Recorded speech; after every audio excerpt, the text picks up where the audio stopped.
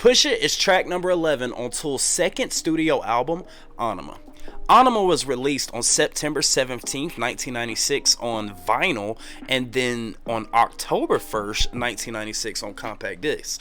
I did some research, and I've actually found out if you actually own an original Anima vinyl CD, vinyl that came out on September 17th, consider yourself pretty lucky, because they say those things are pretty rare. Now, before we get started, I just want to say, when I call this a breakdown, what I mean by that is this is my breakdown. This is how I interpret the song, and this is how I feel about the song after hearing it multiple times. Our very first time hearing Push It was documented, through our reactions, whether it be the salival version or the Anima version. But this is how I feel about the song after being able to sit down and ride in my own truck and listen to this song at my own comfort. Now, Push It is one for me that strikes me as, or I can say when I first heard it, it struck me as somewhat comedic. I mean, to this day, I don't think that the song Maynard's private parts gets credit, because I think that song is great, and I think some people just push it off because it's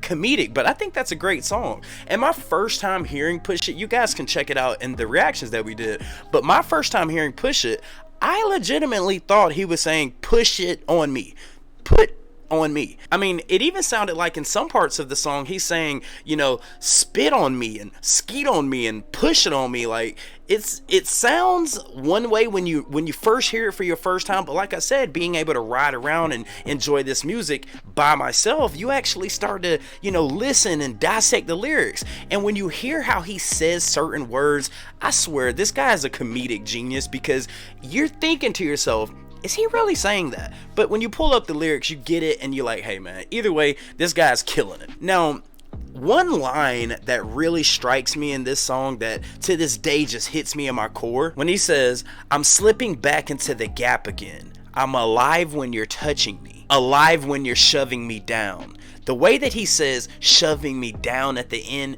man, just to jump around here for a second, I've seen some YouTube clips that the Trash Talkers have sent me, and it looks like in Tool's 2022 new tour that they're doing, that Maynard's doing Push It. I don't know if it's part of their, like guaranteed set list, but watching him do some of these lyrics, specifically the one that I just brought up, I mean, this guy can still do it. I mean, if I'm not mistaken, Maynard had COVID twice, and that pretty much blew his vocal cords. And I think I actually remember someone saying, I think Maynard actually said it, that, after performing what I think was The Grudge for so many years, he eventually just blew out his vocal cords. So the fact that he went through all that, blew out his vocal cords, and can still come back and perform a song like Push It, which with such enthusiasm, dude, that is just something to admire. I mean, Maynard, if you ask me, dude, Maynard is the epitome of what you would call not only a great lyricist, not only a great writer, but at the end of the day, just a great entertainer. I mean, this guy is really something to watch. Now, when I hear Push It at the end, that very, very end line that he says, it will end no other way. It will end no other way. And then he holds that way for a good 2, 3, 4, 5 seconds, and watching him do that live on some of the videos I've seen, he's still got it. I want to say, Maynard's got to be in his 50s, and here's something interesting that I find, being a rapper and seeing that some of our elder rappers, in the community, they don't get looked down on, but it's like, hey, you're a 50, you're a 60-year-old rapper. No one wants to hear that from you anymore. But when it comes to metal or rock or any other genre, I mean, the fans idolize, these bands. And Maynard, Tool, not even Maynard, Tool can perform for the next 20 years and they still will sell out stadiums and arenas. I don't know why that is a thing in the hip-hop community, but I love the fact that we get to idolize whoever we like. If you think this guy is great, who cares what his age is? If he can still perform and put on a great show, let it ride. Ozzy Osbourne is 733 years old. This guy still sells out. Now, Push It is a song that I specifically like to turn up loud and play, because at the very beginning, you get Adam's really distorted guitar, and then Danny comes in with that really distorted drums. And Danny I've seen his ensemble, and he's got like 7 to 18 freaking drums around him, but then he has these pads where he can make these different sounds. And I still cannot, for the life of me, I cannot figure out how he can switch from making a hi-hat and then click on another sound to make it sound like a bongo, click on another sound to make it sound like a raindrop, so on and so on. That still baffles me to this day. But when it comes on, you get, like I said, Adam's distorted guitar, and then you get Danny's distorted drums. Then you get Paul comes in with his bass, and you ask me, Paul shows out on this song. Now, this was before Justin came in. Now, this is my opinion. I really believe that Justin and Paul are polar opposites, but basically in the same room, if that makes sense. Because when you listen to early Tool before Justin came in, it was really chunky, really heavy, really angry.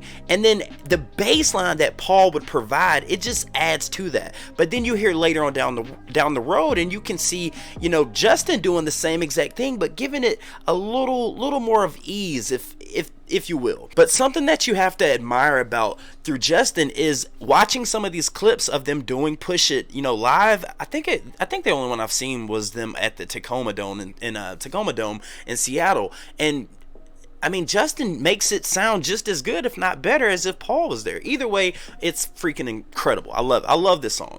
Now, here's something that I really enjoy, and I find it absolutely hilarious. Push It is one of the songs that I like to drive around to and crank up. So, true story. I mean, I want to say maybe 2 weeks ago, I'm from Atlanta, and it's called the Six, in the heart of Six, or if you go to like the Four Seasons, I want to go to the hoodest of the hoods, and everyone's got their music jamming, plenty rap music. Atlanta's the home of trap music. We run the rap game right now. But the look on some people's faces when you ride through the middle of the hood with Push It on me, pushing, it's just incredible, dude. The face that they make, it's awesome. But I love it, because it just shows, hey man, music is universal. I said it once, I'll say it again. There are 2 universal languages. Push it could be a universal language. Music and math are the 2 universal languages, and I think they're understood everywhere.